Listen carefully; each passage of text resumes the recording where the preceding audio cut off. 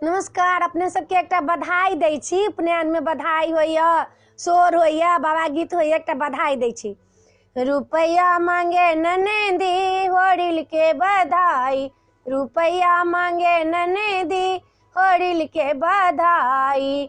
एके रुपैया ससुर के कमाई, एके रुपैया ससुर के कमाई। अठनी ले लो ननदी होरिल के बधाई, बधैया मांगे ननदी होरिल के बधाई। एके अठन्नी पिया के कमाई, एके अठन्नी पिया के कमाई। चौवनी ले लो ननदी होरिल के बधाई, चौवनी लो ननदी होरिल के बधाई। बधैया मांगे ननदी होरिल के बधाई। एके चौवन्नी भैंसुर के कमाई, एके चौवन्नी भैंसुर के कमाई। दू पैसी ले लो ननदी होरिल के बधाई, दू पैसी ले लो ननदी होरिल के बधाई। बधैया मांगे ननदी होरिल के बधाई।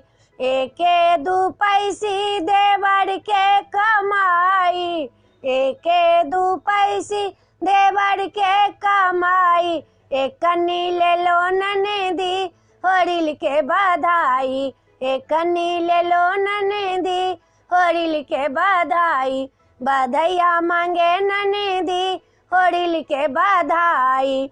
एके अकन्नी ससुर के कमाई, एके एकन्नी सासू के कमाई। ठनठनी ले लो ननदी होरिल के बधाई, ठनठनी ले लो ननदी होरिल के बधाई।